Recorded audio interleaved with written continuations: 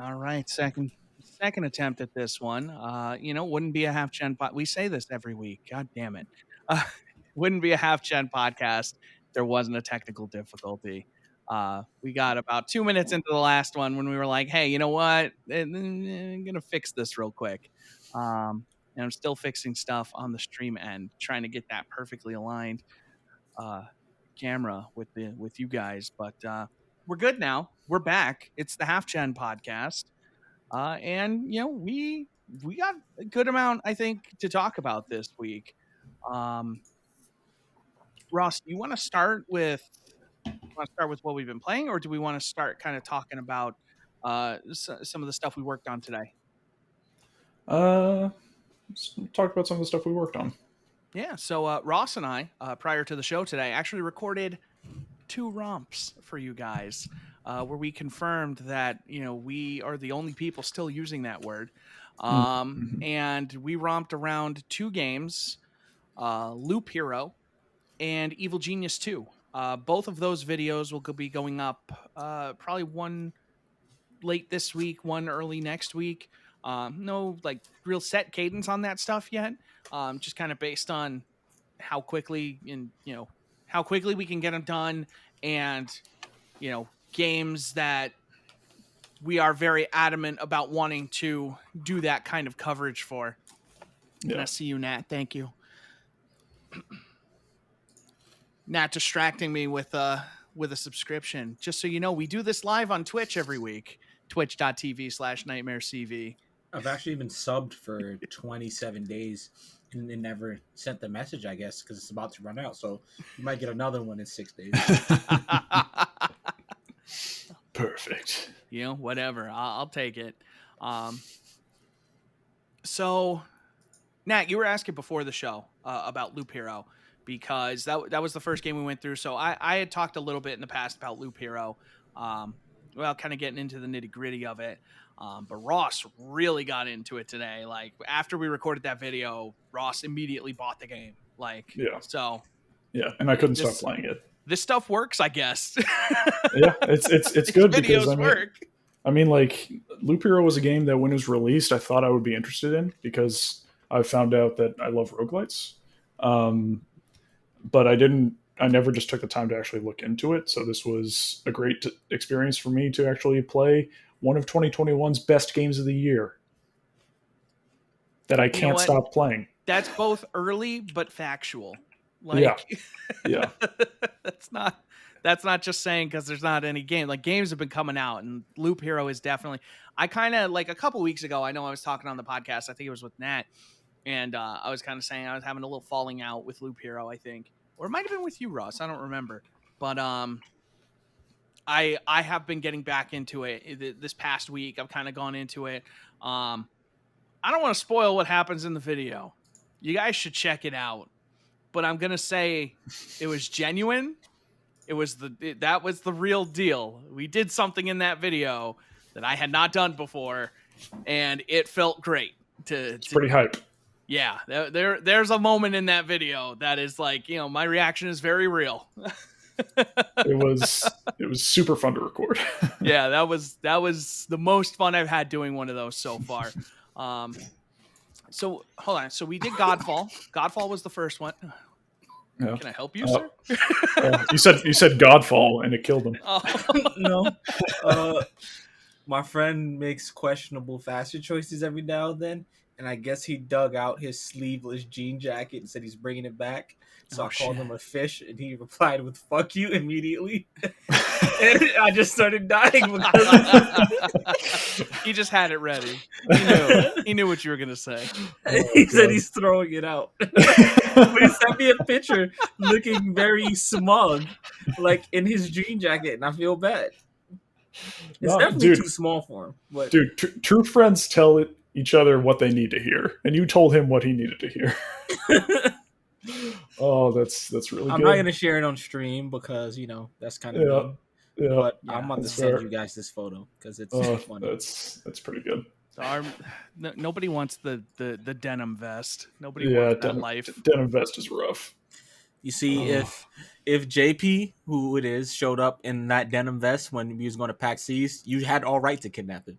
I don't think I'd want to. I don't think I'd want to associate with somebody Yeah. wearing a denim vest. Yeah, it seems Who not like only It's doesn't say a bleached they, denim vest. they don't even say denim vest. They say armless denim jacket. Like, oh what God. kind of world is that? That's The armless denim jacket. oh yeah, no, that's really bad. Yeah. No, he shouldn't wear that ever anywhere. Oh Hold on, now God. I need to see this. Yeah, it's the 90s were a weird time, man. I'm not even, you know what? I'm That's not even surprised. 90s. That's like 2010. I don't know It's JP like high that school. well, but like that is a middle schooler denim vest, and he is It's rocking not that middle school. thing. He's Like JP it used is to be really thin, and now he's like gained muscle and stuff, so No, it but looks smaller. I'm No, just it's saying not. it looks It's not the size of the jacket. it looks it kind of is. It's a very small jacket, but he's like out there wearing like a middle schooler's denim vest and just trying to look like diesel as fuck, and it's just like I mean, JP's getting kind of cut. I mean, for him, JP's I- always been thin. JP's been like he's about to blow away in the wind thin. So yeah, no, he definitely looks like he's getting there. Again, it's not with the that size. vest. It's It's not not the with that size of the man or the vest. It's the vest. Yeah. I mean, part of it is the size of the vest is part of the vest. That's a complete package. You can't have one without the other. But like, even if it was the right size, it would still be a bad move. So I guess you're correct. It's not about the size. It's just I a told bad him it move was regardless. bad the day he bought it. I was like, "How much did you spend on that? You spent full price on a vest that they took the sleeves from you." You paid more for less. Pay less. That's not usually no, it's pay more. It's the buy one get one without sleeves sale. Yeah. Except you only get one item and it has no sleeves. Anyway. Sleeves are extra. So you got to tell him to live his truth, King. What were we talking about? Loop Hero? Loop Hero, Yeah, I Loop think. Hero. You said No. Godfall, and So we were talking about the ones we already had. So we had true. Godfall. That was me and you, Ross. Yeah. Tony and I did one for Outriders back during that demo, that's one I want to come back to. We did one Ratchet and Clank. That was last week, the 2016 one with the PS5 update. Right. And I had people tell me that they were very frustrated watching me because I didn't remember where to go, and they were just like, if you had just gone around this way, you would have found it. And I was like, well, too bad I didn't find it. Playing a game from 5 years ago or a whatever. save file that I haven't used since 2017. Oh my god. But yeah, so Loop Hero is a ton of fun when like you just have to have your goal for Loop Hero. So Nat, to answer your question from before the show, basically the whole premise of Loop Hero is you're this character, and he's like, basically the universe doesn't exist anymore. It's all been taken away. All like memories and stuff of it are gone. So it's the idea of like, I have this drink, and if I put this drink down and I forget about it, it's not just I come back later and it's warm. I come back later and it's gone. It's like it never existed. So basically this hero somehow has the ability to like keep remembering at least that like they exist, that their stuff exists. It's the anti-trope. The hero doesn't have amnesia. He's the only one who doesn't have amnesia. Yeah, like he's the only one trying not to have amnesia. And like you're basically like each loop is him trying to kind of like remember what the world was. And so like you're placing like these tiles and stuff, kind of rebuilding the world as it were. And then like trying to fight a boss and stuff. And like, there's a lot of like item management involved. So you got to go through and be like, okay, if I want to keep this item, I have to keep it, higher on my item list or it's going to go away. Because that's the thing is like when you unequip a weapon, you basically forget you ever had that weapon. So, there's no going back. If you replace your sword and you're like, man, I really wish I had that sword with vampirism again. It's gone. It's never coming back. So, it's a lot of cool mechanics, and it's not like the game, like when you first look at it, it looks like a game that's very hands off, because it's a game that kind of in a lot of ways plays itself. But realistically, it's not, because if you just let the game play itself, you're in for a bad time, because you're not going to get anywhere. You might get one loop, two loops, maybe, but eventually you're just going to get crushed by the game. It's very hands-on. It's very involved. You're constantly managing your character. You're constantly managing the loop, and you have to constantly just be aware of everything that's going on. And like, okay, every X amount of days, these enemies are spawning. So, this one just happened right now. So by the time I come back around, there's going to be 3 of those. And then if I do it again, there's going to be 4 of them maybe. And it's like, okay, so how do I got to place this here. I got to get rid of that. I got to finish this, then do this. And it sounds like a lot, but it's like, it's really satisfying. Like it's a type of management that feels very involved. That I like. We did that recording, and it was another one where I thought we were only going to be in there for like half an hour or something. We were in there for almost an hour doing one loop, and it was great. Like I don't think either of us realized how long that went until we finished it, and we were just like, holy shit. Yeah, it's like the gameplay itself is like there's a kind of a base building aspect to it that kind of goes through, that helps with persistent upgrades, that sort of thing. Like that's how you unlock the other playable characters. And then there's the actual loop, which is a randomized set of tiles that make a loop, and your guy auto runs around it, and enemies will spawn, and that's where you place structures down, which do different things. And the goal is to basically fill up the exploration meter until it hits full, and then you get the end boss for the kind of level that you've selected to go into. Yeah, it's dope.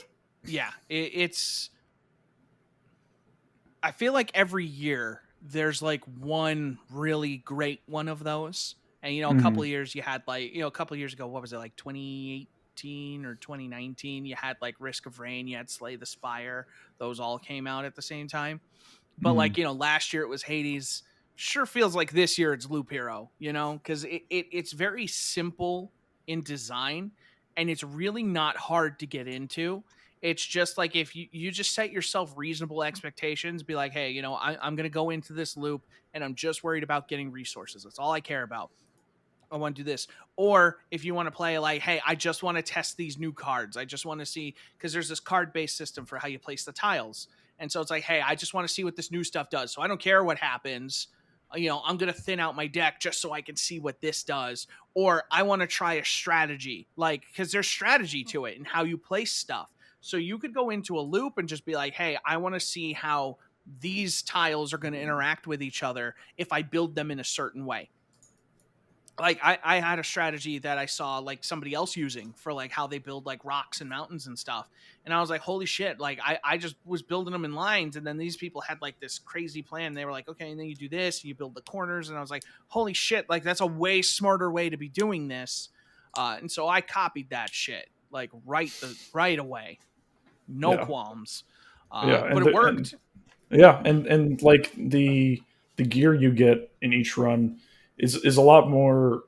There's a lot more decision making in it besides just numbers, because you'll get like they're sorted by rarity, but by the background color of the gear.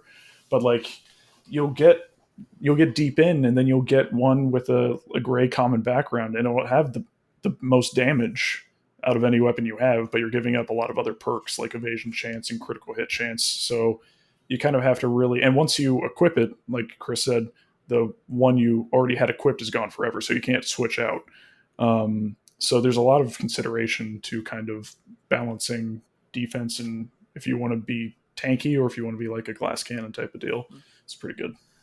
And there's also the consideration of like, if you've got a level 5 weapon, but all of a sudden, that has like, plus 20 evasion and plus 20 attack speed, that's all fine and dandy.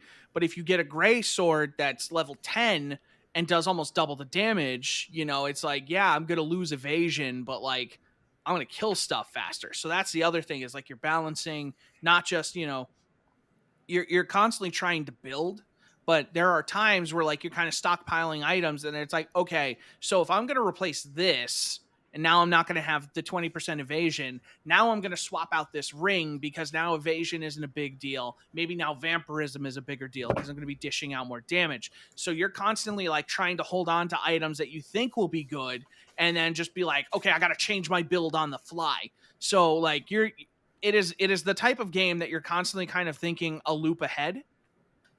And like you're also like constantly looking at your items. You're like, okay, if I get something that's like this, I'm going to change my whole build, you know? And then that changes how you distribute things on the field, because now it's like, okay, so now that I have this and now that I'm doing this kind of damage, like if I get a bunch of damage to all, then it's like, okay, now these spiders don't matter. So I can just throw a bunch of spiders around and get a bunch of XP because I can kill them quickly.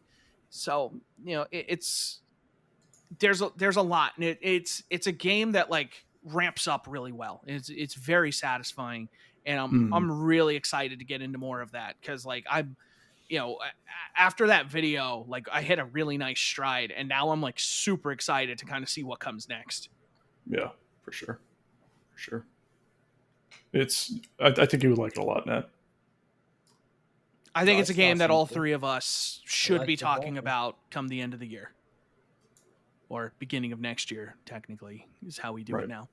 But the other video we recorded is a similar idea, kind of a management type game, not quite as well executed. We did a recording for Evil Genius 2, World Domination, which is a perfectly fine kind of like Evil Genius base builder, with a lot of like cumbersome mechanics to it that like Loop Hero, it has a ramp up period. The difference is Loop Hero was satisfying very quickly in that there was a ramp up just to get understanding, but once you had that, you could run the loop and there was satisfaction there.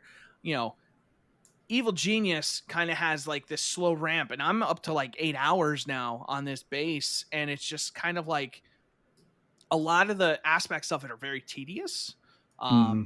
And it's just like there's a lot of management, and, you know, through research, some of it's getting better, but at the same time, it's just like, you know, it's these considerate, or it's like, you know, having agents pop up in the middle of my base, and I'm like, where did they come from? Because I'm watching for where they should be coming from.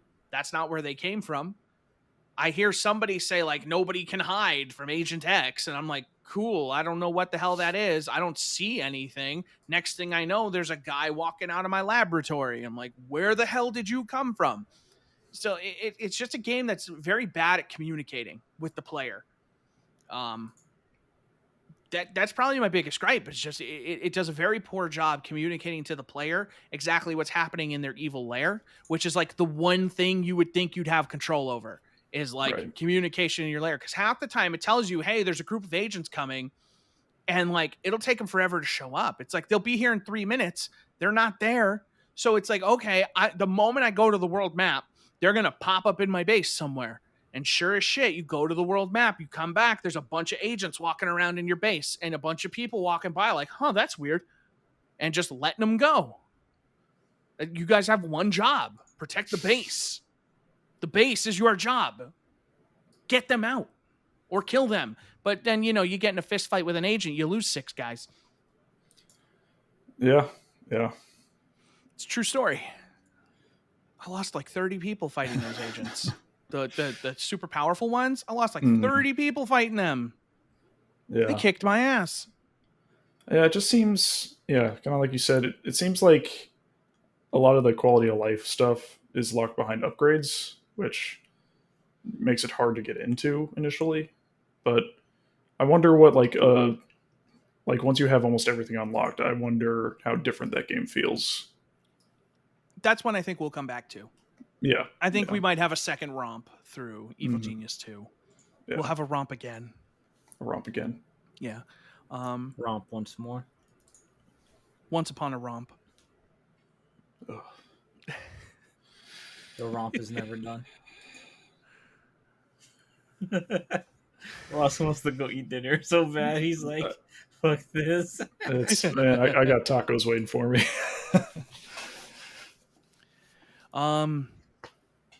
Yeah, so I mean, otherwise I haven't actually like played a ton this week, I don't think. I played a lot of Apex. The season's coming to an end. They have a new event going on. Nothing crazy there, but getting some wins, having fun. I've kind of become more of a Mirage main lately because I've been getting a lot of wins as him, and so that's been fun. I've been playing pretty well as him. Wiped a couple squads, which is real nice. And then get to Bazumbala.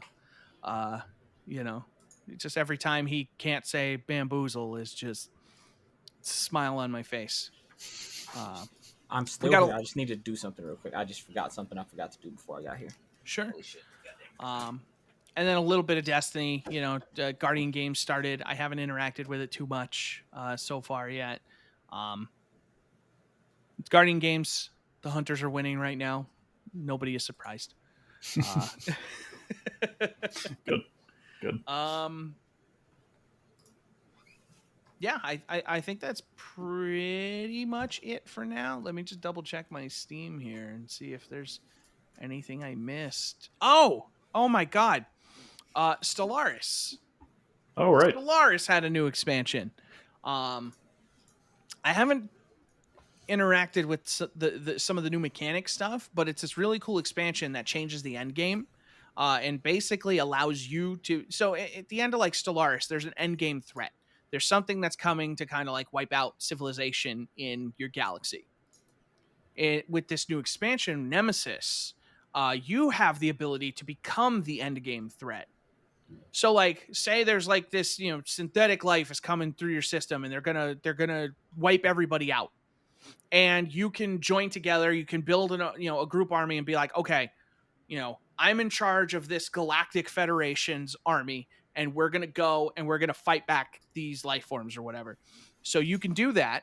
And then, you can either give back the power and be like, okay, cool. The crisis is averted. Let's resume the status quo.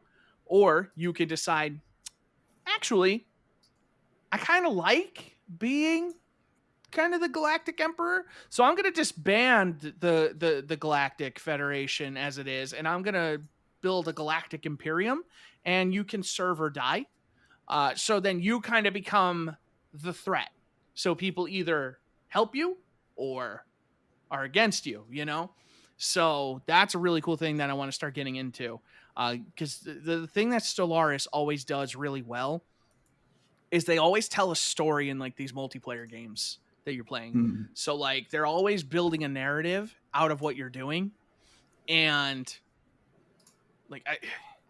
I wish I could get the one that I had. I had this one crazy one, and I wish I could go through that again because it was just so crazy about my people disappearing but then coming back, but they were different people. And it's 19 people disappeared, but there's 19 people here. They're just not the people that are supposed to be here. But as far as they know, they've been here the whole time. And it's just what the fuck? It was this weird, interdimensional thing where people were shifting through dimensions and stuff. It was crazy. I loved it. I loved every second of it. It was the coolest thing I've ever done in an RTS. Sounds pretty cool. It was so dope. And Stellaris has crazy shit like that. I love it. I love watching empires build up synthetic life, and they're just oh yeah, we're so cool. We got all these robots and they're going to do all this work. And then a couple hundred years later, robot uprising, and half their empire turns to synthetic life forms as they're just yo, we want independence. And I get to watch their empire burn. And I'm stupid squishy. Stellaris intimidates me. It you know what? It is an intimidating game, but it is a hell of a lot of fun. Yeah. It doesn't it. We played with Will last time we played. It was me, Tony, Uber, and Will. And he was AFK for an hour and a half. So his empire is this little tiny thing, but everybody mostly left him alone. Mm-hmm. And then one empire tried to take him over. So we went to war and we had him claim a bunch of territory from them. And so now he's doubled in size because we wiped out another empire. Oh, nice. So we just gave him all their territory. It's true friends. Yeah. We take care of our own. We did one. It had 29 empires or something. So our map is just full of people. It's ridiculous. And then all these other empires are splintering. So it's they've got these little clusters of like 4 independent little groups. Like they're just one planet that was just like, fuck you. And they went independent. And so they're just like in the middle of this empire, and they're just like, fuck you guys. We're on our own. We secede. Like Texas dreams about. Yeah, they have a Texan wet dream and they secede from the empire. But you should probably put that in titles. Yeah. Yep. Let me bring up Discord. I'll do it. Yeah, put that there, please. Yep. But yeah, they added a bunch of the stuff is free. You have to buy the expansion to like really interact with some of that stuff. They added like new ship designs.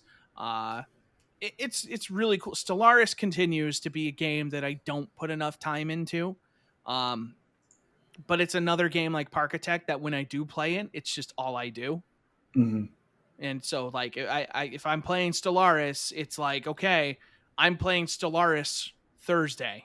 And I don't mean like Thursday at some time. I just mean Thursday is Stellaris Day. Right. And there's going to be Stellaris. Several hours. You should play again. More than intimidating. I fall asleep playing that game, to be fair. That's okay. We'll protect you. Yeah. Protect me while I sleep. Yes. The slumbering giant. Hey, man, everybody's got to sleep at some point. Yeah, and Nat's just going to like lay claim to a bunch of things. He's like, all right, I'm going to bed. And we're just going to... He played once. Back. I own the game. We played once. I know. We should play again. It's really, really good. I love Stellaris. Like Stellaris is like the perfect kind of like Star Trek game I always dreamed of, because like Stellaris has so much like diplomacy available to it. They added espionage now, so you can cool. you can like $89 worth of DLC. What the fuck? I own every piece of DLC for this game, and I've only paid full price for like 3 pieces of it. Thank you, Green Man Gaming,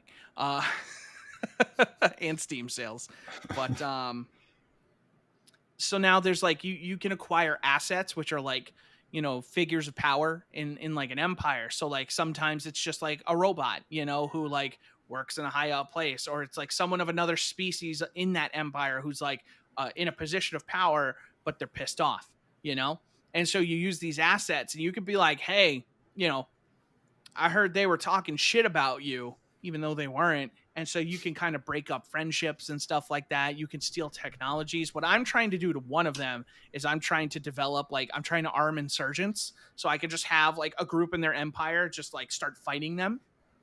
Because I think that'll be really funny when that happens. Mm-hmm. I'm a corporation. So like, if you want to be very true to it, what you have to do is to make that happen, to cover it up. You have to sell drugs to your own community and destroy a disenfranchised group of people.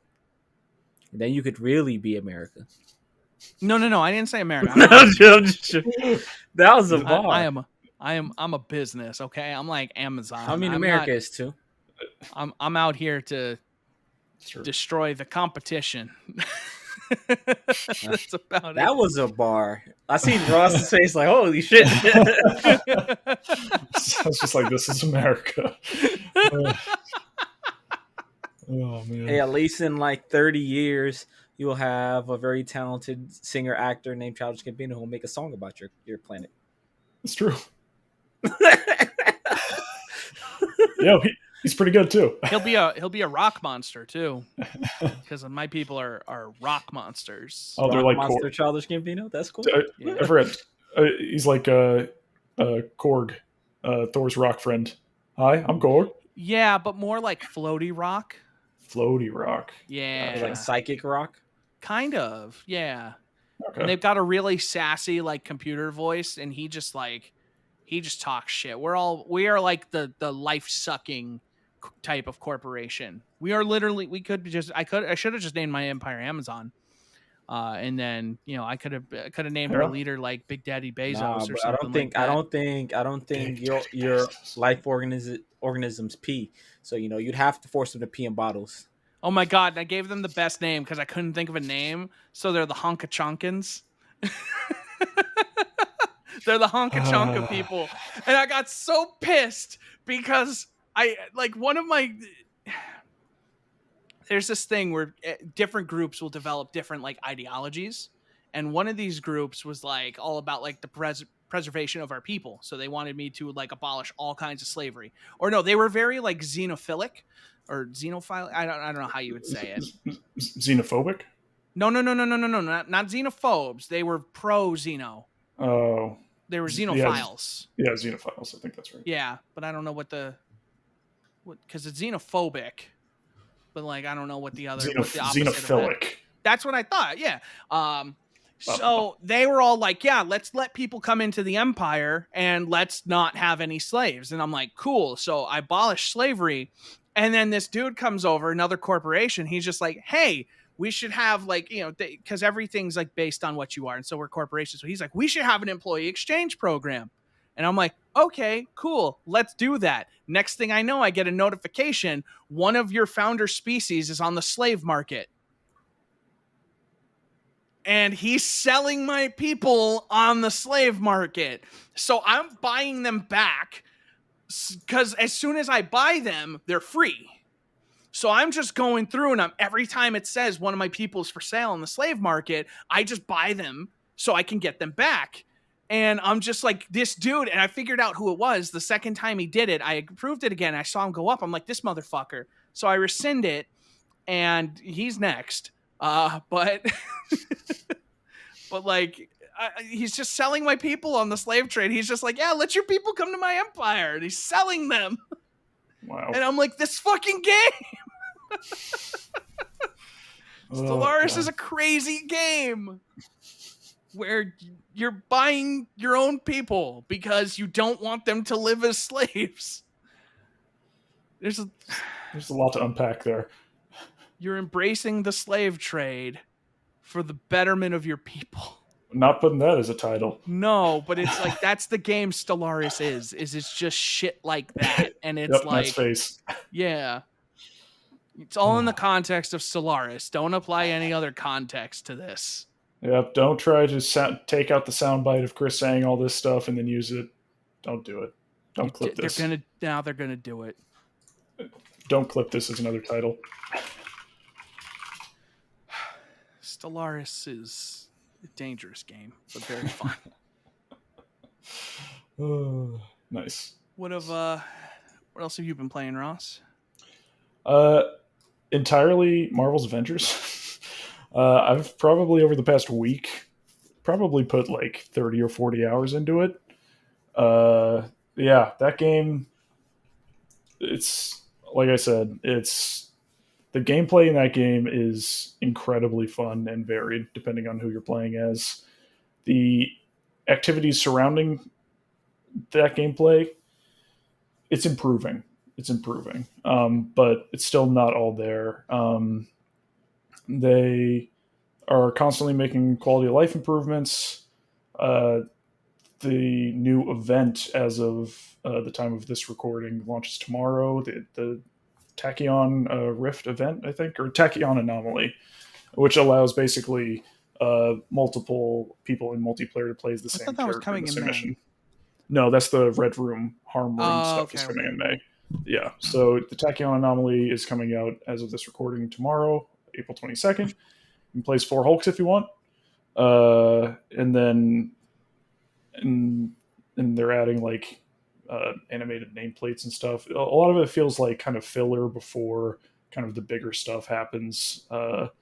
Red Room comes in May, which we don't really know exactly what it is. It deals with the Harm Room, which is like the combat gauntlet mode in the game.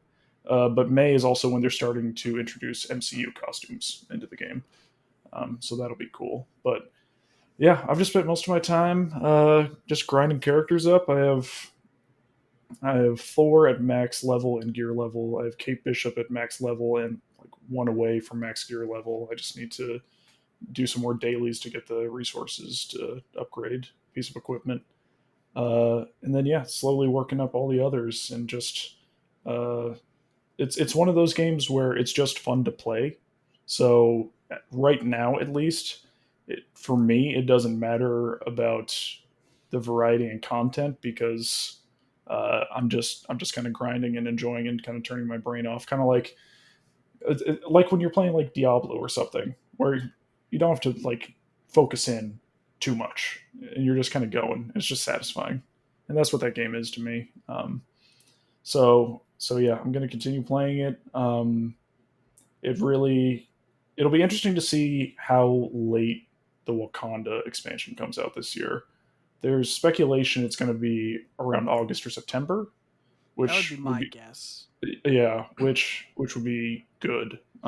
Any later than that, and you start competing with like the big fall releases. Yeah, And now, especially now that like Deathloop is back there, and that game's already been marketed to shit and back, yeah, you know, like yeah. you maybe want to stay away from that if you're trying to rebuild your reputation. You want to be active in the months that have the least amount of other games going on. Yeah, yeah. So hopefully that's the case, and I think this game goes the direction of Wakanda. Spider-Man's going to be released regardless of how well Wakanda does. That deal's already been done. But depending on, they're actively working on Gear 2.0, like revamping the gear system in the game. They're actively working on that.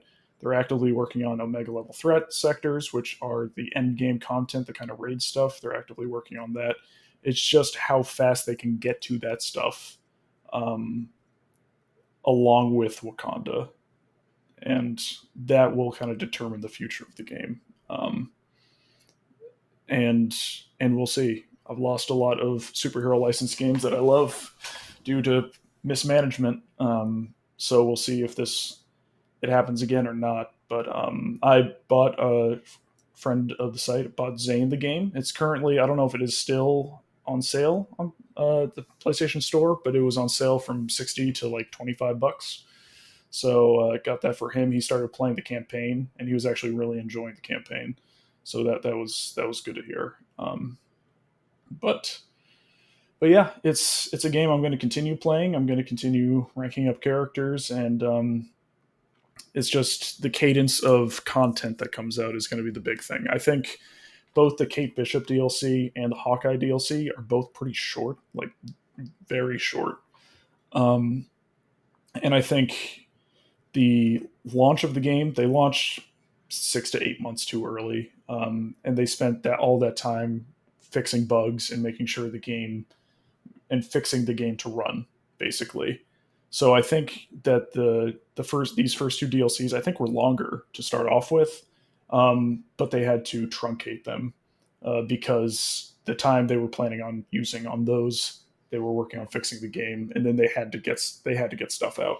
They're already taking so much crap about having their first two characters come out, both be archers and be the only characters that have come out in the first like 7 months of the game's release, which is valid. But it'll be interesting to see after Wakanda what the cadence is of new hero releases in the game, once it gets on a regular schedule.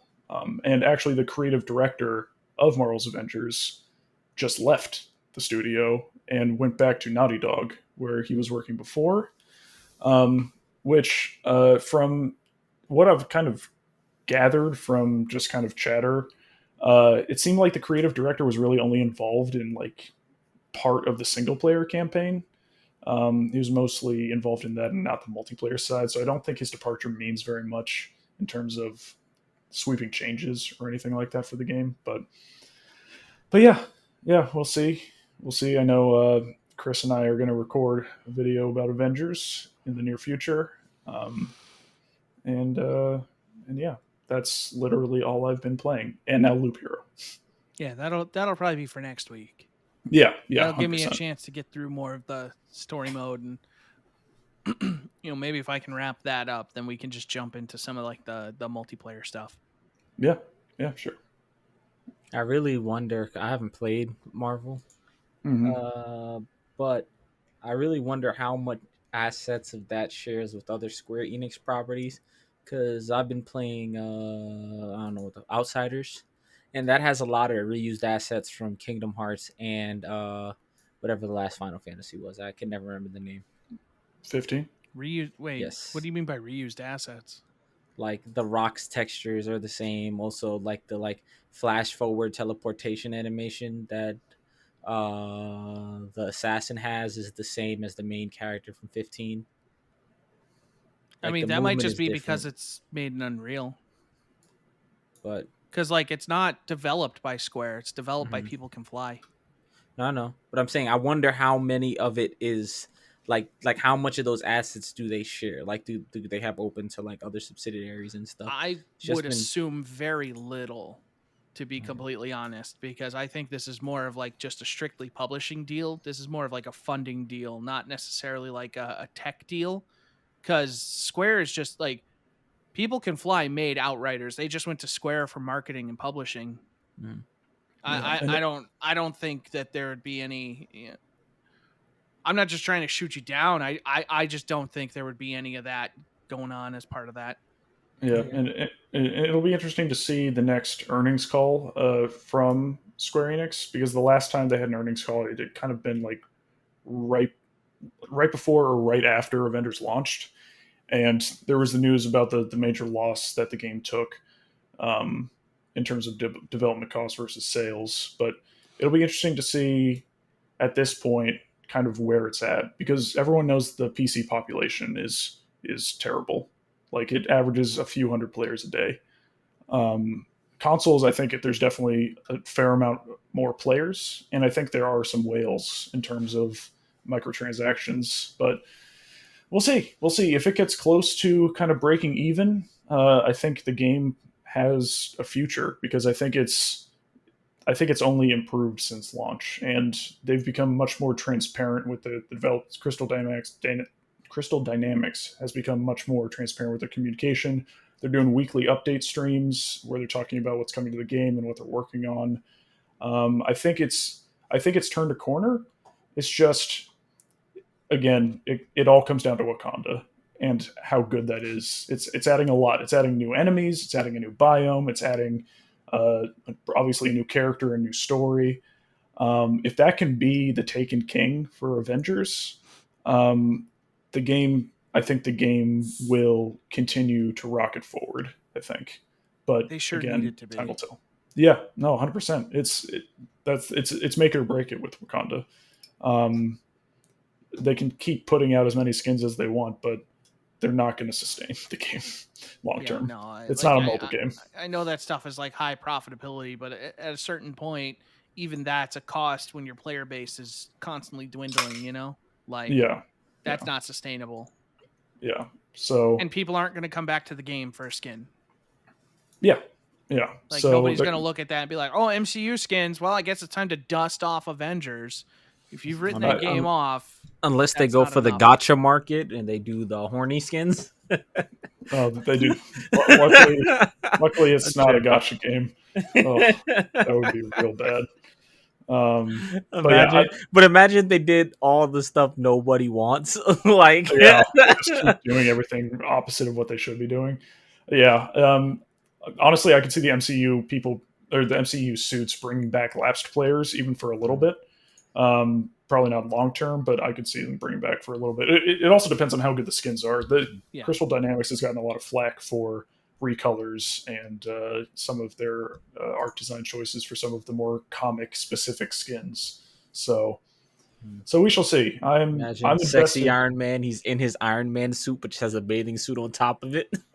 It's the Iron Man suit, but it's just like assless. Yeah, it's Just he like literally. bad suits. It's got retractable chaps. He's basically just naked except for the helmet.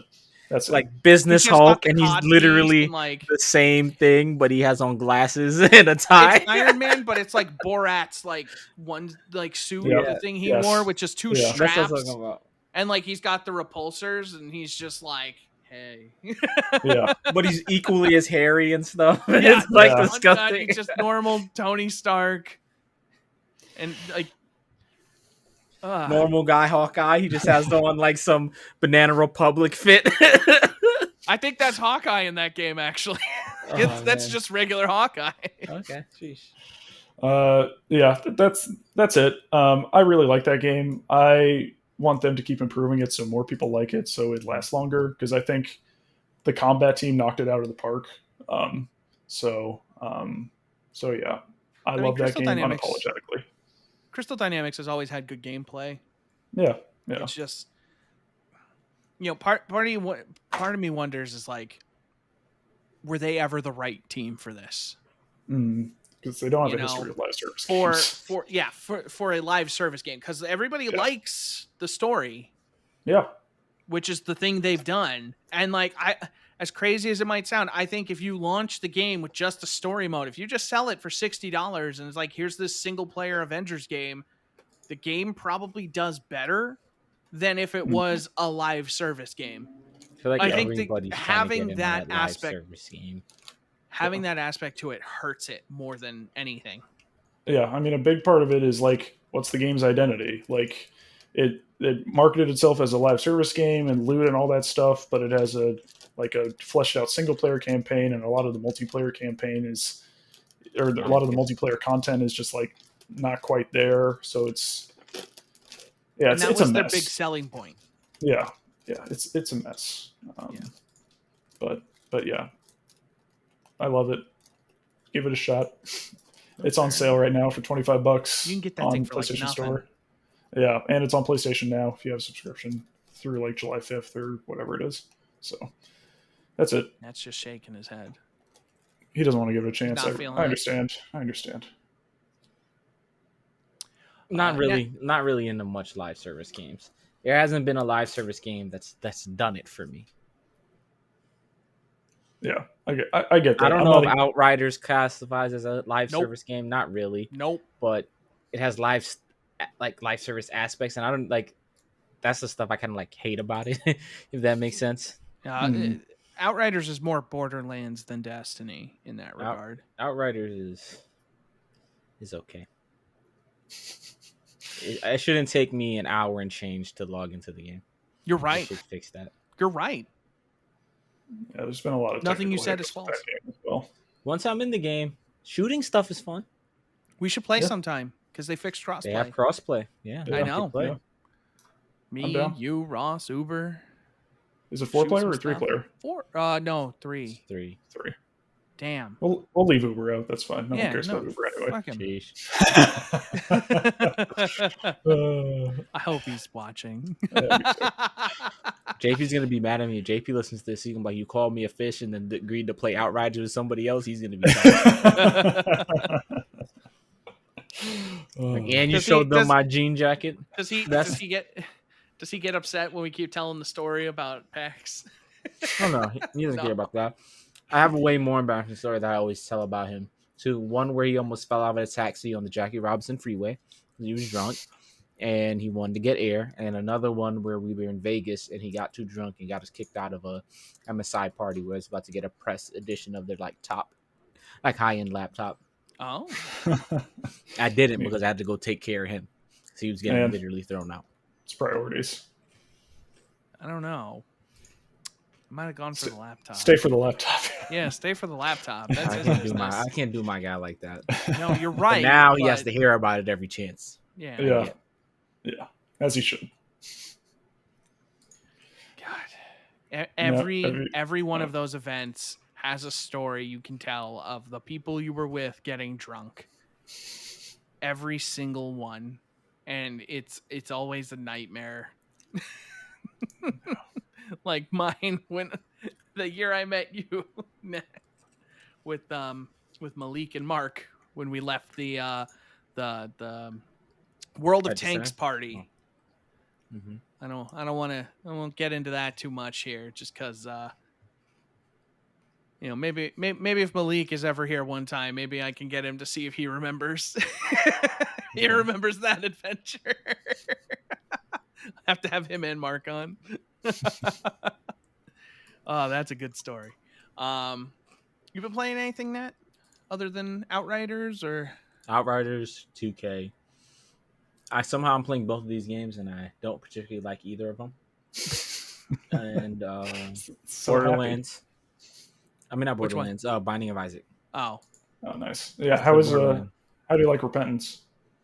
It's more of the same. A lot of aesthetic cleanups, like stuff is visually nicer. Mm-hmm. And stuff like either moves slightly faster or slightly slower.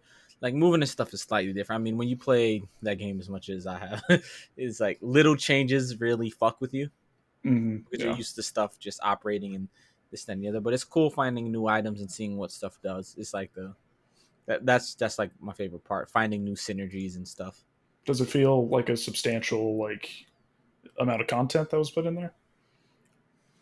It depends because you can never really tell with Isaac. So they're alt floors for everything now. Like, so it's like doubling the amount of like alternatives you can find for like rooms. So like before it was basement, caves, catacombs, something else. Like, and now there's like, so it's like there's like two variants of each other. There's like a mirror world and all this other stuff. There's like a bunch of stuff. I don't know enough to have done too much of that stuff. I only went to Mirror World once so far because I haven't played in a while. I have brushing up. I've only got one win. I think I was talking to Chris. We were going to play Parkitect. Yeah, and then we did, and that, God, you got to see that park. I know, I need to. It's so nice. I guess I played Parkitect since last time I podcasted. We also had a bunch of people like trapped in a tunnel. Oh yeah, God, I forgot. Like that feels like so long ago, but it wasn't, huh? That was like Friday. Oh my God.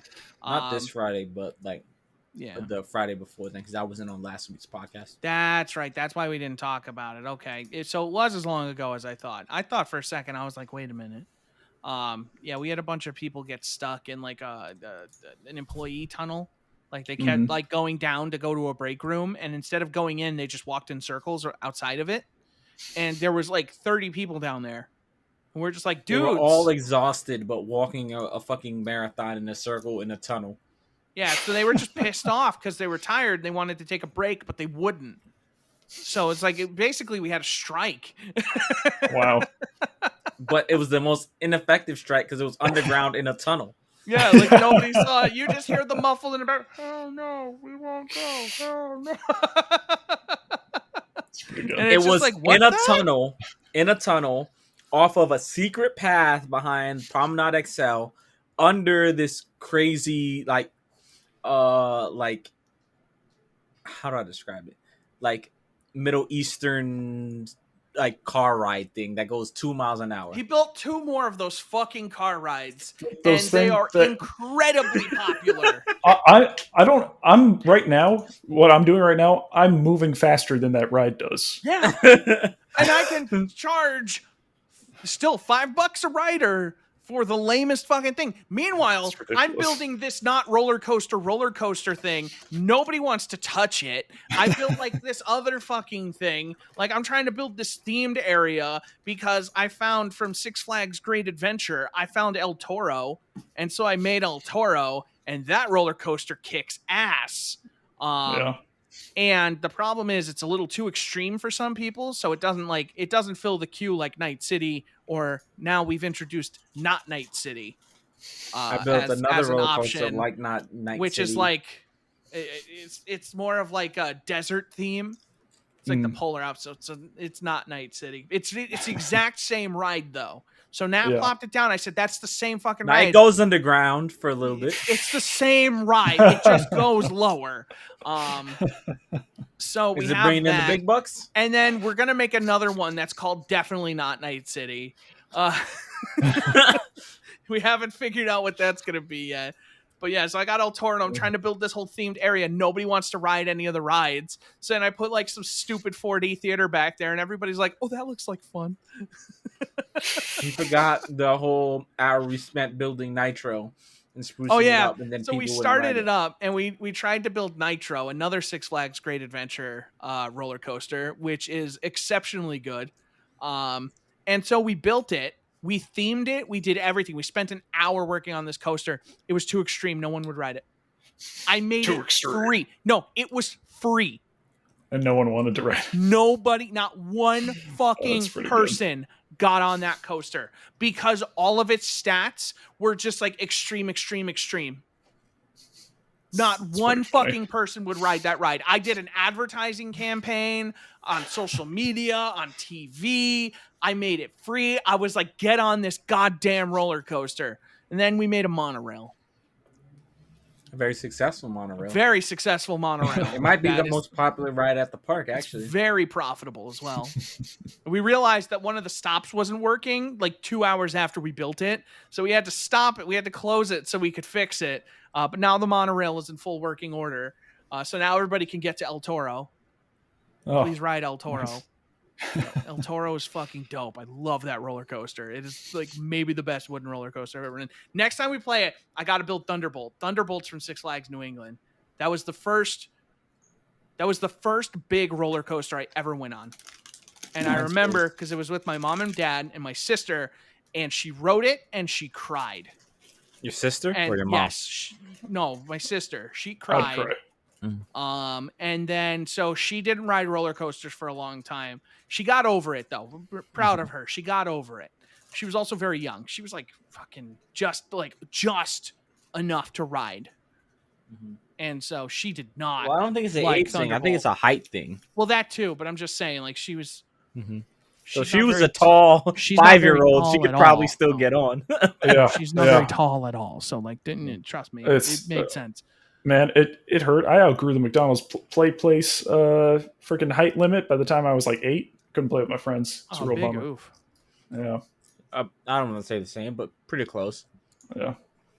My mom just didn't want me to go in there. She would just be like, "No, you don't need to go in there. It's gross. Don't go in I there." always I'm like, wanted but to. Mom, and she's like, "No." I was gonna Probably say, was. for sure. How do you clean those balls? You don't. That's That's a a title. title. Yep. We're gonna have to pick title the of it. title because last week I tried to let the chat do it and they forced a 3-way tie. Of course they did. So I had to break the tie. Worthless. Sidebar: Trey Young looks like a mad scientist with these goggles. Does he? Yeah. He got and he also got his teeth redone, and it Did looks he? like he has dentures in. Yeah, compared to his old teeth. Oh, he got the big teeth. He got Yeah, the he XL got- teeth. Yeah, he got the yeah, he big got- choppers. he got the Anderson Paak teeth. Sheesh. Yeah, I can't remember what I was saying. Oh, we talking about Parkitect. Yeah, we built a bunch of stuff, and it was just a good time. Parkitect. Like I was telling Chris, though, there's no such thing as playing a little bit of Parkitect. Because Chris was like, "Oh yeah, we'll play a little bit." I was like, "Chris, you gotta understand, there's no such thing as playing a little bit of Parkitect." It was like 10 of 10, or it was a quarter to 10. And I was like, "You want to stop at 10?" He says, "Yeah, sure." We're doing our thing. We're adjusting. I was like, "Hey, Nat." Yeah. I said, "Remember that time we were going to get off at 10?" He's like, "Yeah." I said, "It's 10:56." And I And said, he was just like, "Yep." "Yep." And I was like, "What the fuck happened to that hour?" And he was just like, "Man," he's like, "I got to get out of here." But then we kept going because you can't just stop. You can't leave it unfinished. We were doing Yeah. something and we just couldn't leave it undone. And it was just like, no, we have to see this through. It was a great time. It was a great time. Fucking Parkitect, man. And I'm pretty sure that was it. I mean, I guess I played chess on the train and solitaire, but I thought you guys want to hear about that. I guess Whatever he's you wanna right. talk about. Oh man. So if we're done with games, I pulled a bunch of shit to talk about because apparently this decided to be a very busy week. First and foremost, start with some good news. Remember, was it last week or 2 weeks ago? We talked about Sony closing the PlayStation Store for the PS3, PSP, and the Vita. Might have been last week, I think. I think that was the week I was on. Talked Never about mind. I lied. We might have also talked about it, Ross, but I think it was the week that Nat was on. Yeah, they're not doing that anymore for the Vita or the Hey. PS3. Just kidding.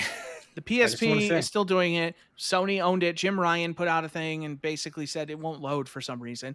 But basically said like, hey, you guys have spoken and it's pretty clear that you don't want this to happen. So The Vita lives on. the Vita lives on. Greg Miller tweeted something to that effect. Sidebar.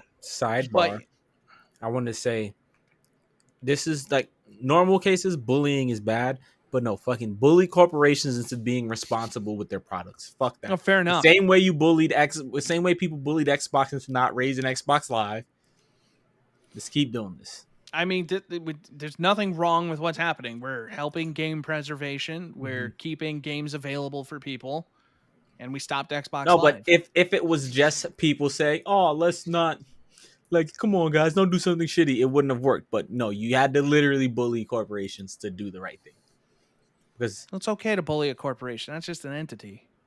As long as you're not hurtful to the people themselves. Yeah. What the fuck? Microsoft doesn't have feelings. They got a couple billion though. They got like $1 trillion. There was some rumors about. I'm not going to get too into it. There were some rumors about a Square Enix buyout. That's apparently not happening. That's all the time I want to spend on that. Yeah. Also, Microsoft related. Discord backed out of the potential acquisition by Microsoft as well. Yes. Discord staying independent. Yeah, they're gonna file an IPO. Yeah. Little quick hits there. Another quick one, I guess, without spending a ton of time on it. But the March NPD numbers came in. PlayStation 5 is the fastest selling console in the US ever, despite or in spite of not being able to buy them anywhere. The people who have been able to buy them have made it the most successful launch ever, which I think is kind of incredible. And, it's more to the point because even NVIDIA was saying... Shouts out to the scalpers for running up PlayStation's numbers. Well, it's not even that. It's like NVIDIA was talking about it with like graphics card availability. And are we holding up our... Oh, sure. PlayStation boys represent? Yep. There we go. And also my official controller for PC. I love my 360. I can't go back to that. Oh, I can very easily. I love it. I'm not gonna lie, the 360 controller feels like a toy. Yeah, I can't go back to that now. I still prefer it. Well, fair enough. I use this guy. Wait, which one is that? Is that the Xbox One? Mm-hmm. Yeah. I hate the bumpers on the Xbox One controllers compared to the 360 ones. Bumpers aren't great, but I don't really play too many games. I think the series bumpers are better because they're not as clicky. They've got a little more satisfying press to them. I usually for PC I use this one, which is the Razer Wolverine. It's got a little RGB strip because I'm an idiot. Or a gamer, pick one. I like how Ross was just immediately like, I didn't expect that. Yeah, no, I was not ready. It's got a cool thing though, because like you can flip these little switches back here, you can make it like a shorter actuation. It's also got the bumpers back there and up here, so you can like this is like mapped to like B, so like I could be playing Dark Souls and I can, without having to take my thumb off of like the right stick, I can use like an Estus flask or dodge, which is really nice. But sometimes, you're just, if you're like me and you're fidgety, you're just pressing these buttons all the time, and then you're just like shit, or you're grabbing the controller, you're trying to do something and you grab the controller wrong and you're pressing buttons you didn't mean to. Sidebar, we should figure this out. Where do you lie on the spectrum, Ross? Because I lie on the complete opposite end, where I want as least RGB as possible. I have like room lights that I like to change color, but as far as I'm like low key mad, my Razer keyboard is like RGB. Like I like set it to one color because it could do like the rainbow spectrum. Yeah. I do not like RGB, really. I find it to be unapologetically obnoxious, and I'm not a fan. Yeah, Chris, my last computer, I did it just for the clout. You're going crazy. You're gonna break your fucking camera. No, that's just on your end. Now your camera's raving on my end. Yeah, no, mine's fine. It was flashing green. That's what Ross was aliens doing were abducting you. Yeah, they are. RGB is a beacon for them. They just track it, and they can find the RGB people. They're like, "That's a real gamer," and they're coming for me now. Like my RAM cards have RGB lights on it, and my IO cooler has a RGB thing on it, and that's it. But I didn't intend for them. I didn't know they had RGB. That wasn't like the selling point for me. I just bought them for function. My AIO is RGB. My RAM is RGB. My graphics card has RGB. And then I have one fan that I use that came with this case that is RGB. But at the front and the back, they're just kind of blacked out because that doesn't really matter. You're not going to see those as much. But everything in this thing, it is a fucking rainbow. I love it. Yeah. It's great. Yeah. Why is my RAM stuck? No, it's not. Okay, it's going. I thought the colors weren't going. It wasn't The RGB computer enough. case is what you call it, epilepsy like prone. You might have to put a warning at the top of the video for that segment. My fucking hold on.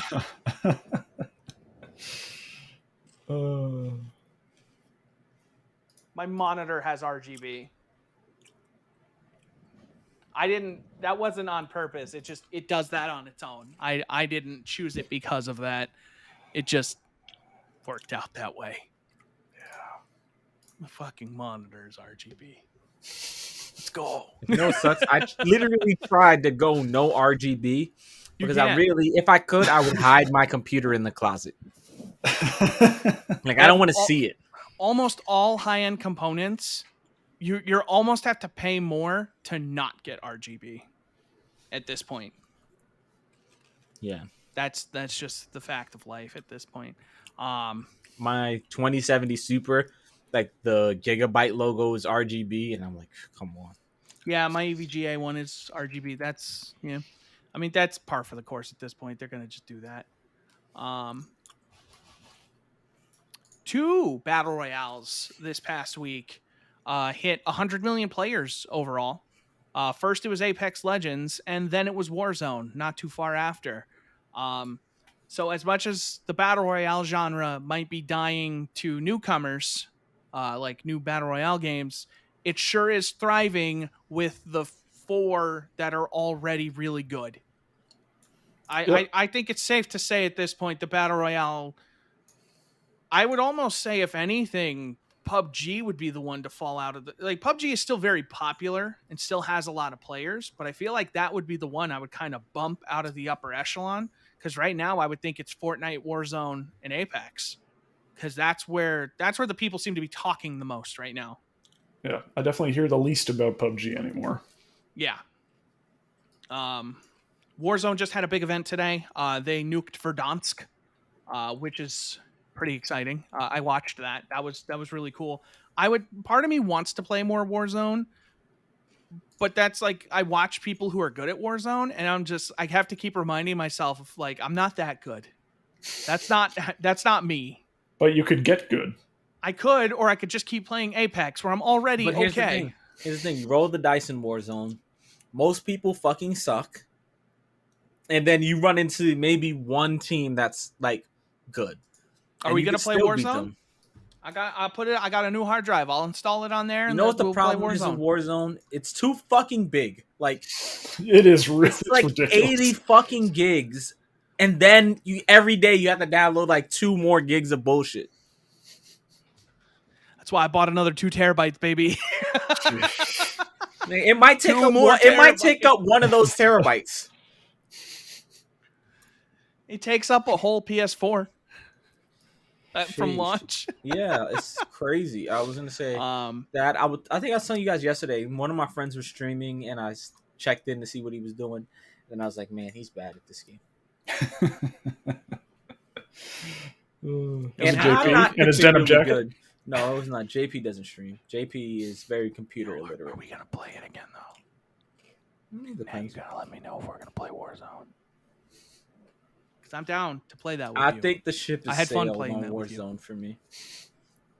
I'm actually not bad at Warzone, but I think the ship is sailed. Then I'm not gonna play Warzone one of these days. We should play something. I gotta get staying on the topic of battle royales though. Viking game. What the fuck is it called? Valheim, yeah. I Valheim? really want to play Valheim. Yes. You do need to get that. That game is really good. I can't play it anymore unless I'm playing with people because I had so much fun playing with people.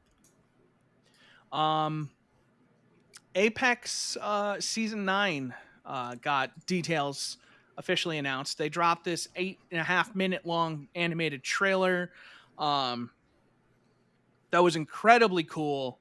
And, you know, they were teasing payoff for Titanfall fans, and they delivered because the next character, Valkyrie, is the daughter of Viper, who was the pilot who took BT's arm when they were going for spoilers. Did you mute or? No, I didn't mute. I just said I was doing that because RJ hit a 3. RJ's hitting threes like crazy right now. He's watching the next game. I didn't know what you were doing because I thought you were pointing at your headphones. I was like, am I spoiling Titanfall 2 for him? That is bad. I'm never gonna say that. But yeah, Viper's daughter, Valkyrie. She's gonna have a really cool sounding kit. She's got like missiles and stuff. But her ultimate is gonna be like they have like the balloon towers that you can launch off of. And she's going to basically become one of those for her teammates. So she'll launch into the air and then you can like dive back in. So it sounds like she's going to be really good about like repositioning and stuff like that. They're teasing a new map. There was an event that started this week. You had to I like how Apex does a lot of that stuff too. They're getting really good about kind of putting stuff in the world. And so last week I was playing and care packages were dropping and they came with this busted code or whatever. So it's like this little tablet thing that just has like a broken encryption or something, or like an encrypted thing. And you had to go around the map and you had to find on each of the 2 maps that are in the rotation 3 little like beacons that had the code. And then you unlock the code and you go to the training area. Ship comes down, you get on, and it just takes you somewhere and you don't know where. And you get there, you just go up, and this lady is just like, what, the new challenger's coming, and she's just like, what do you have to show me, legend? Prove that you're worth it, and like it was a very brief teaser, but it was really cool. So they've been really good with their world building these last couple seasons. They already announced stuff. Apparently there's going to be a bow. There's going to be, they're redoing the newest map, Olympus. And it's going to be like infected. So like there's going to be like some growths and stuff on it. So there's some weird shit going on there. And then, they're hinting at a new map. I would also hope World's Edge would come back, but it sounds like maybe that's going to take another season off. But maybe that's World's Edge. Maybe it's not a new map and they're just hinting at changes to World's Edge. But Apex is really dope, and I hope that they do more Titanfall stuff as well. But they're doing a good job of bringing Titanfall into like in the trailer. What's his face was in it? The guy, the mercenary, Blisk. Blisk is literally in the trailer talking to Valkyrie about her dad, and like I thought that was so cool. Like she was like there to kill him, and he's just like, "You kill me, your story ends right here." He's like, "What are you gonna do?"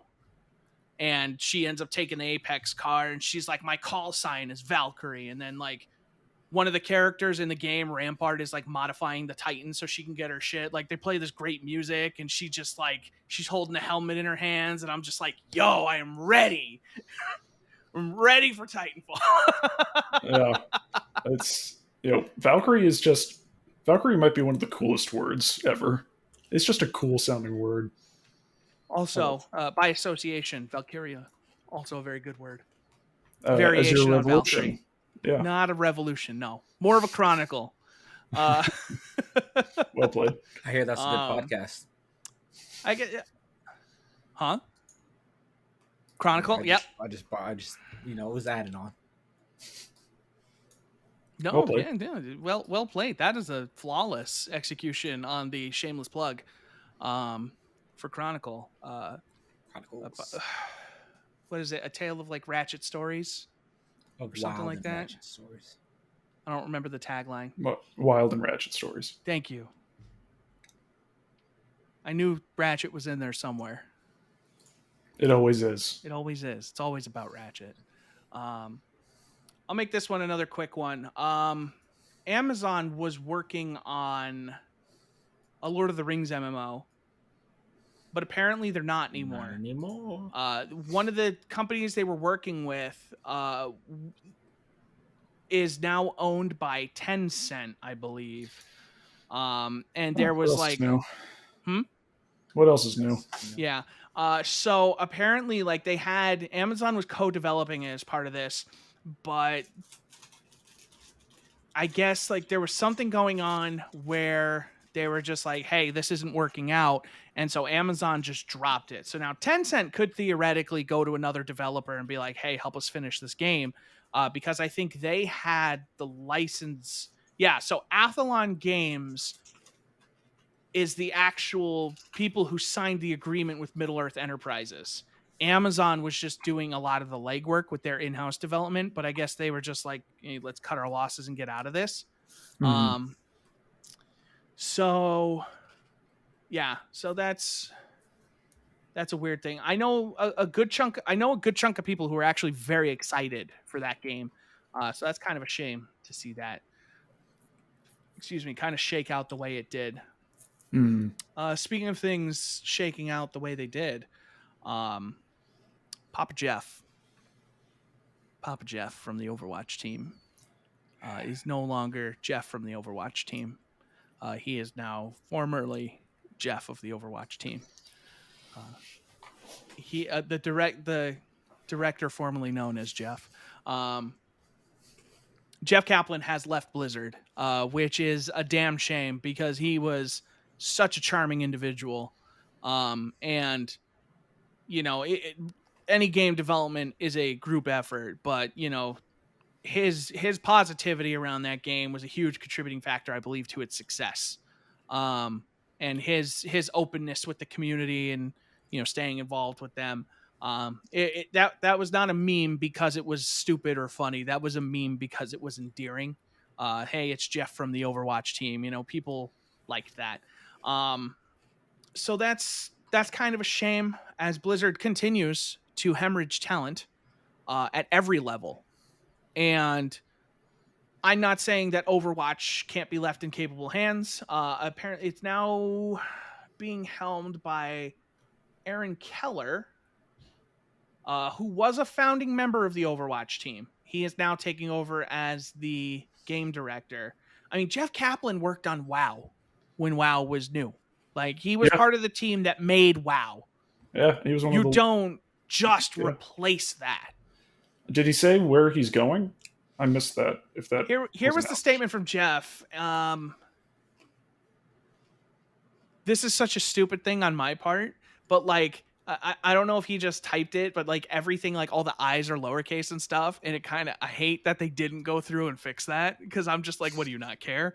But that's entirely a me thing. Don't read into that as much as I am. But this is a personal note. I am leaving Blizzard Entertainment. It's not about him. The I isn't important in the team. Galaxy Brain. I'm leaving Blizzard Entertainment after 19 amazing years. It was truly an honor, truly the honor of a lifetime to have the opportunity to create worlds and heroes for such a passionate audience. I just can't read. It's okay. I want to express my deep appreciation to everyone at Blizzard who supported our games, our game teams, and our players. But I want to say special thanks to the wonderful game developers that shared in the journey of creation with me. Never accept the world as it appears to be. Always dare to see it for what it could be. I hope you do the same. Those are strong words in times like these. Meaningful words. And boy, do I wish I cared about Overwatch nowadays. Like that right there almost got me to boot the game back up. Because it's just like, you hear that line again, it's just like, fuck. That is the same level of idealism of like, Star Trek. That's the shit I grew up on. And it's just like, don't accept things like this. Things can always be better, I have two friends that Strive play for Overwatch pretty regularly. Val and Pebbles, they both play Overwatch pretty regularly. And they tried to get me to play with them the other day, and I was like, I'm not really having fun. Especially because somebody cursing me out during my best game, and I was like, wow. Yeah, I can't imagine that game has gotten any less toxic since the last time I played it. If anything, it's probably more toxic. But yeah, so I hope that Overwatch is okay. I hope that this doesn't have any impact on that. A little bit of good news, bad news from Bandai Namco. They're closing one of their studios in Santa Clara, and they're telling their employees that they have to relocate or leave. Yeah, so they're just like, yeah, it's like 150 people, and it's just like, so yeah, we're gonna do like we're gonna do work from home until like April 2022, at which point permanent work from home will not be allowed. So they're like, you need to be able to go to our new office. So it's either you're going to relocate or you're going to find new employment. They are going to do severance for anybody who doesn't, it sounds like. But it's a weird thing. When I saw that, I was just like, huh. And then, a day later, they're just like, yo, Tales of Arise is out September 10th, which is great news. Yeah. I hope the They people wanted at to Santa get Clara can figure that out, They but wanted to get the news off of them just fucking people over real quick. So it was like, here, game coming out soon. Yeah. I mean, you hope, that's a year in advance. That's a year from now. You hope that they're giving people more than enough time. This isn't like, next week, right? They're giving them 12 months. So I would imagine that anybody who can will, and anybody who can't, they did mention in the GameIndustry.biz article, they are working on severance and relocation packages for those employees. So That's good. I want to stress, from what we from everything I've come to understand about this situation, there's no foul play. It's just, it came as a shock to the people because they apparently found out when we did. But it doesn't sound like there's any like ill intent overall, other than like, hey, maybe they just want to consolidate their business a little bit because they want to move them to another location that's going to be more of a shared environment.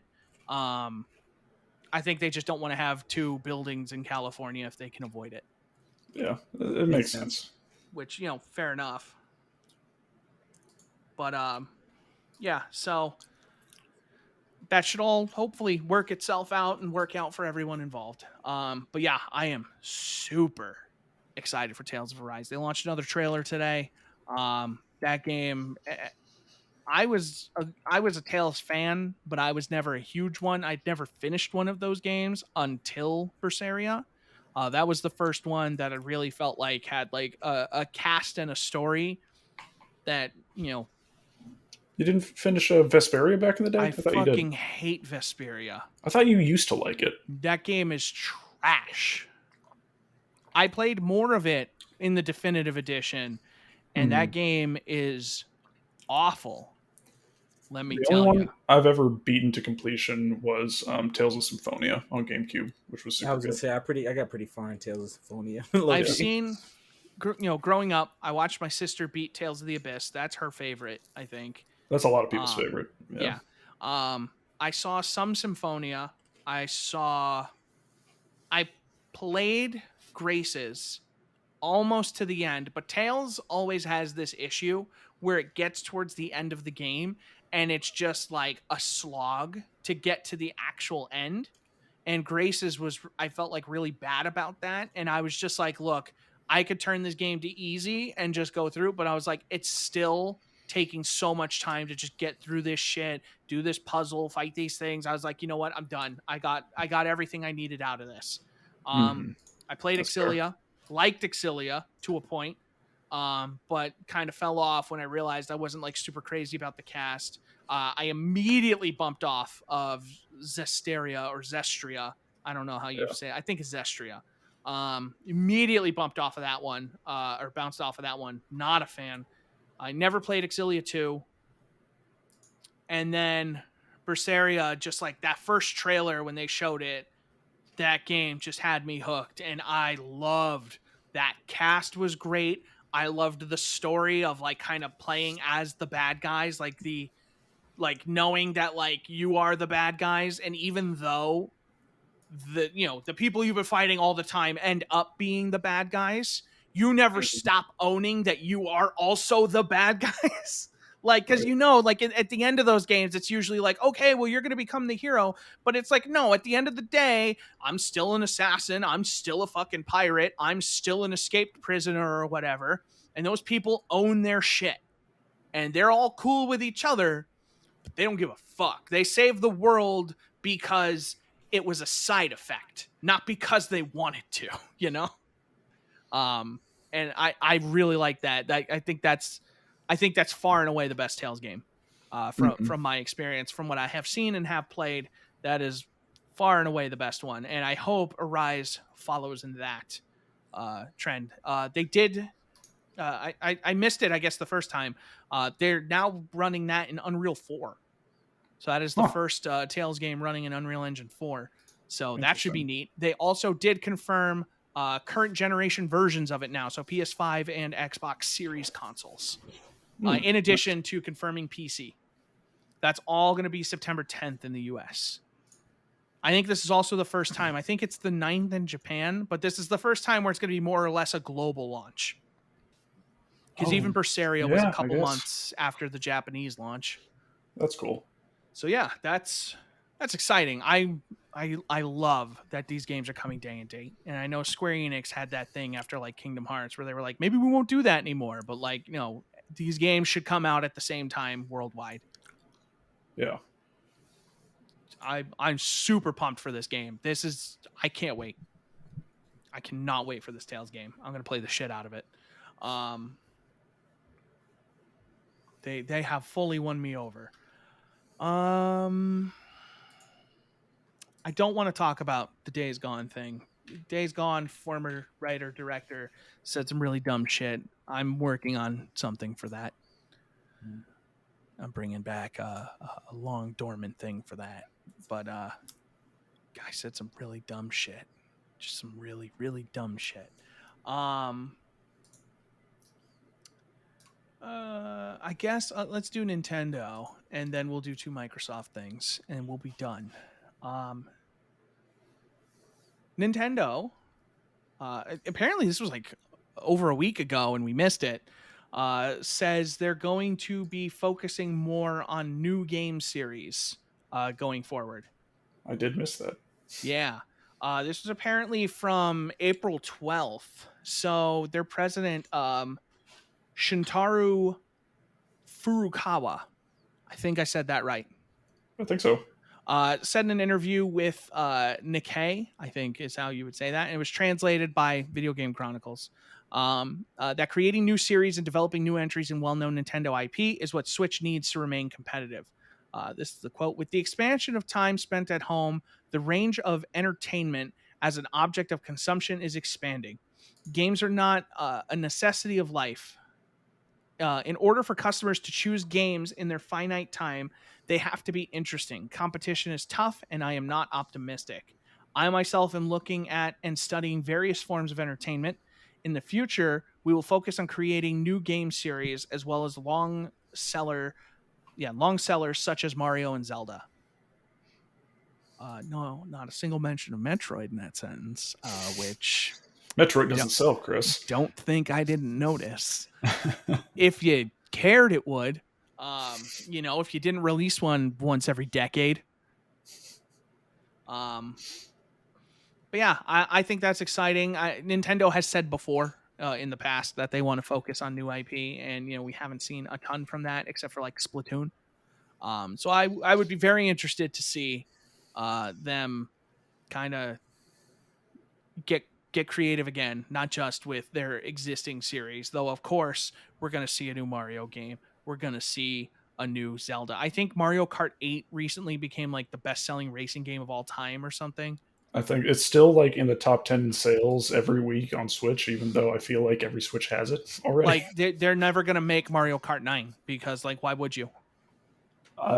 Man, you would do it if you included all of the Nintendo characters. That's the logical next step. So that's the thing. One of the guys I follow on Twitter, he has a big Nintendo following, and he's like, what would you want to see? Would you want to see like Mario Kart Ultimate, which is like Smash but Mario Kart, where you just have everything from every Mario Kart all in one, or would you want to see Nintendo Kart?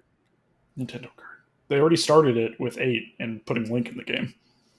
And like the F-Zero DLC, like they started it. They just need to do it. All right, I've got it. You ready? It's not Mario Kart 9. It's Super Mario Kart. I hate you. So confusing when you Google it. Google it.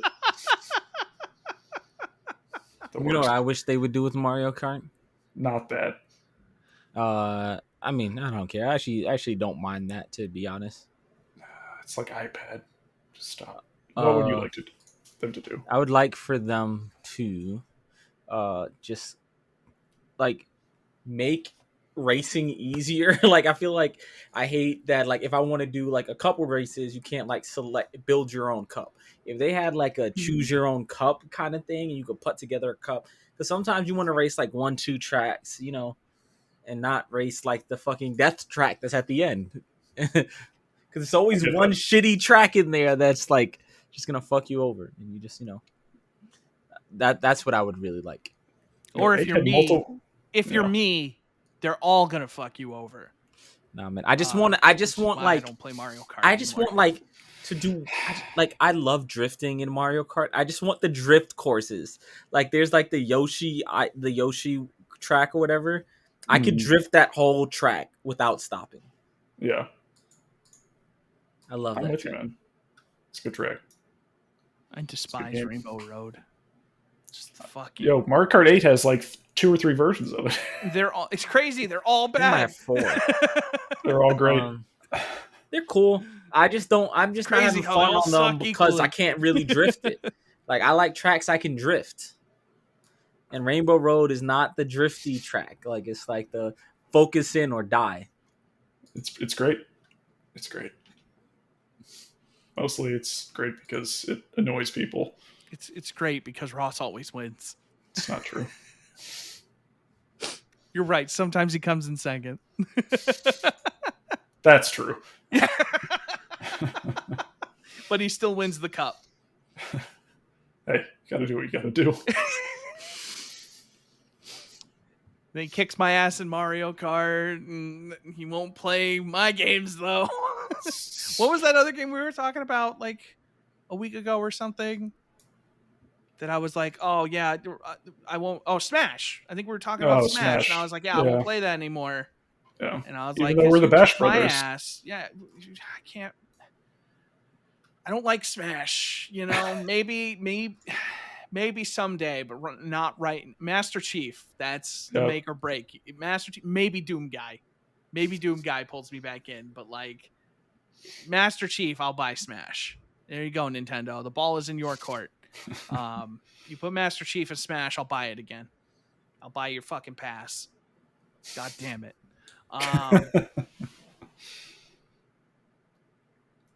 New IP. That's what we were talking about. What do we want to see Nintendo make? What don't they make other than Metroid and Advance Wars?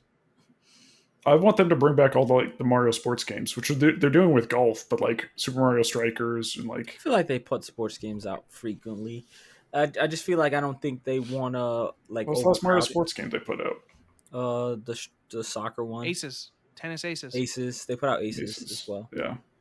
They put them out like every but 3-4 years. I did not like Aces because of how it was. I like Mario Golf because they're doing like the story thing, like the GBA and stuff like that. That's what I want. I want those Camelot developed ones that were secretly RPGs but sports games. Yeah. That's what I want from those games. I don't want to play as Mario. I want nothing to do with Mario and Mario Tennis. I want to make a character and be the very best, like no one ever was. That's a different game.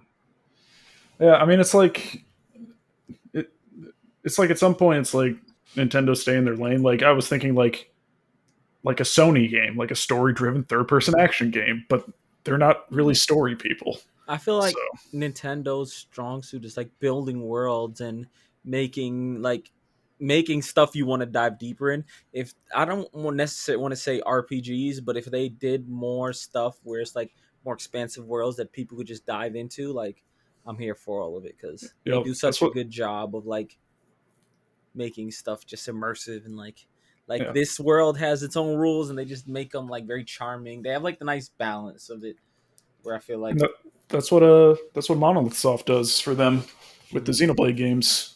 Those are massive, just fresh worlds, and they also helped co-develop Breath of the Wild too. I wish I liked Xenoblade. I would like to see Nintendo make a more action-focused game. because all of their games, like even Metroid, has like a lot of action, but that's not the focal point. It's the exploration and the puzzle solving and stuff like that in Metroid that is like the big pull.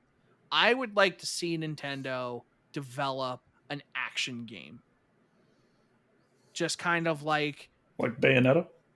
Kind of, but like not quite that action. Like, because for Nintendo, it has to be approachable. It has to be something that anybody can play.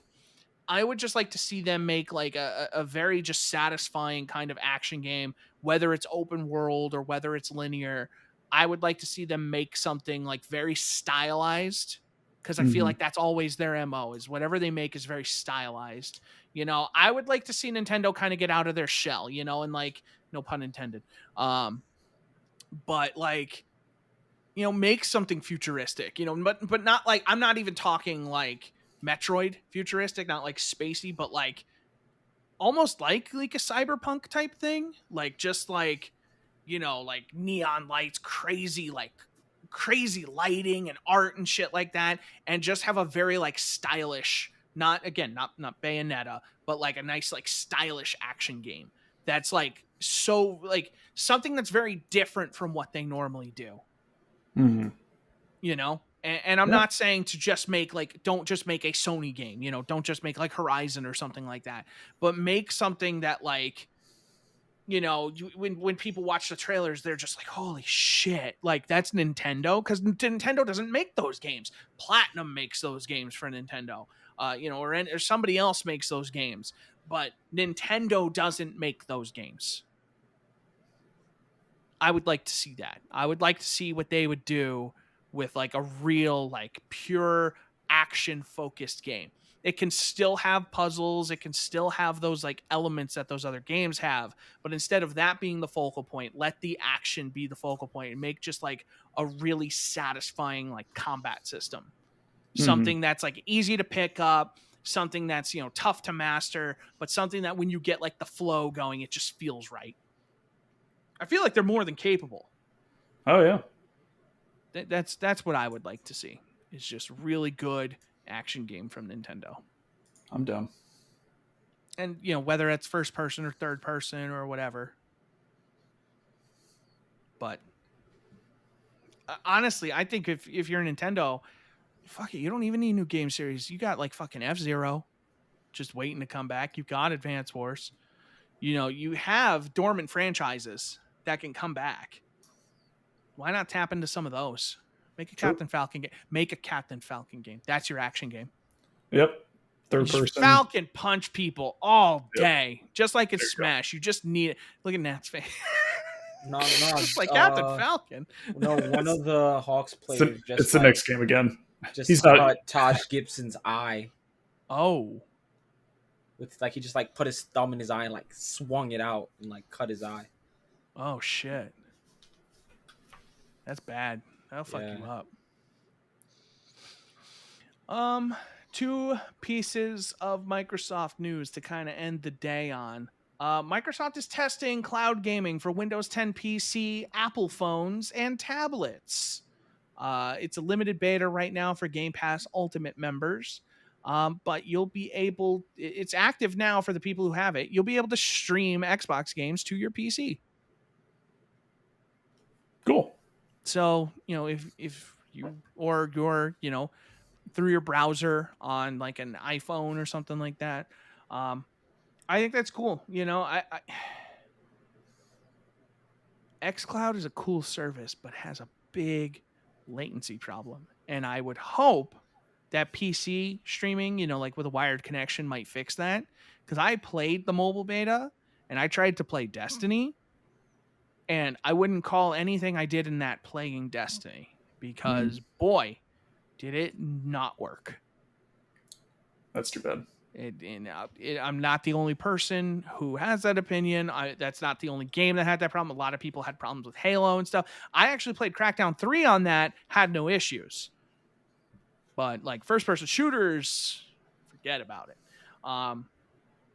But yeah, I think this is really cool. I'm glad they're doing this, and I'm hoping that alleviates some of my issues.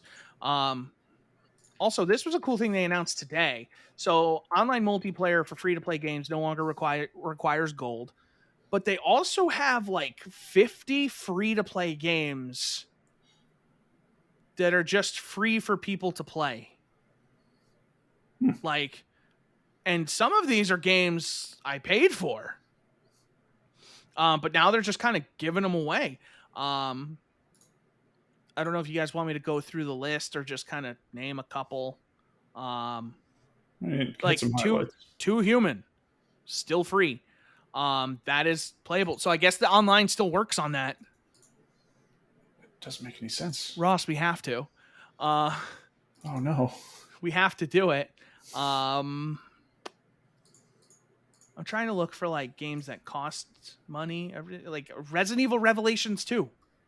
It's just free now on Xbox. Pinball FX 2. Phantom Dust. Neverwinter, I don't know if you paid for or not. That I don't remember. I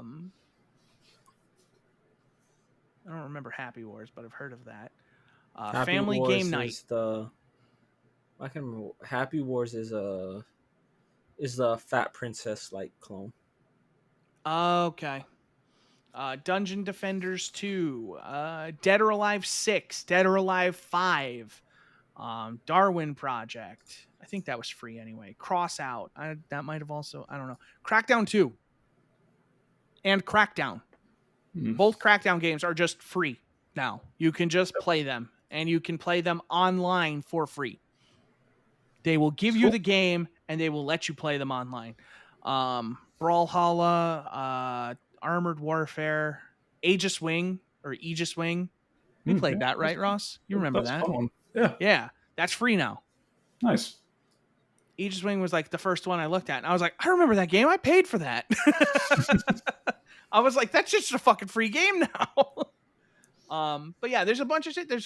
And then there's also 3 other games that they listed because they made the mistake. Battle Ages, Battle Islands, and Gems of War. They removed them from the list because they do not support online multiplayer, but those games are still free to play without an Xbox Live Gold membership. So it's just giving away a bunch of fucking games. Yeah. Which is like really cool. And like they're older games, but like shit, Aegis Wing is fun. God. Jeff from Rooster Do you think it's still good? Jeff from Rooster Teeth is addicted to Gems of War, apparently, and that's like all he plays nowadays. And apparently he got like all the achievements. He spent like 3 years getting all the achievements. And like one achievement was some bullshit, like get a millions point score, like total or something. And then they said they made another achievement, which is like 100 million. It said, get this one, Jeff. Like that's the achievement. That's funny. That's what a dick thing to do. I think Trove was also a game you had to pay for. That's also on this list. I don't know. There's a lot of shit.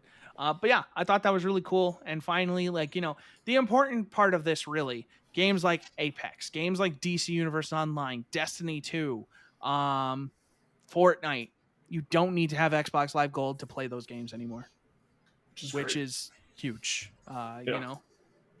So not only did we keep the price down, but we also added value to it by just by bullying Microsoft. Moral of the story, bully corporations. That's what I'm trying to tell y'all. Don't be afraid. That's what Nat's been telling you guys this whole time. You just got to listen. The game is free if you want it or not. That's a double entendre. It works for this and bro, come on. I know Ross wants to eat, but is there anything else anybody wants to touch on before we wrap up here? Whoa. I don't think I have anything else. Cool. I put up 2 pieces this past week, or these past like 2 weeks. So, you know, check those out. The site is active. We're putting stuff up again. The hell is this? Oh, Nope. Ross, more details on the Knights of the Old Republic remake. Yeah. Continuing to confirm Aspire as the developer. Good. So, that's Good stuff. breaking. But yeah, articles going out. I'm working on another. Russ, I don't know if you have anything in the coming days or weeks. I'm rolling around an article idea in my head. So hopefully something comes of it if I like it. But we'll see. Yeah. Oh. We got those videos going up, so make sure to check those out. Subscribe to the YouTube if you're interested. We're trying at least once a week to get something up there for you guys. I think these last couple weeks we've done a pretty good job. So show us some love there as you show love to the podcast. Don't forget to go listen to some Wild and Ratchet Tales or Wild and Ratchet Stories at Chronicle. Anything else you want to plug, Nat? That's it. We're talking about. All right, man. The Thank Knicks you are all for tied listening. right now, and Solomon Hill. He's just damn talking near Knicks stuff. gorged out Taj Gibson's eye just now. Ladies and gentlemen. And who knew? Taj Gibson's eye. What's his name? Why am I drawing a blank right now? Lou Will was on the Hawks. I forgot about that. He got traded. Take That's it the easy, end of the everybody. podcast. Bye-bye. Goodbye.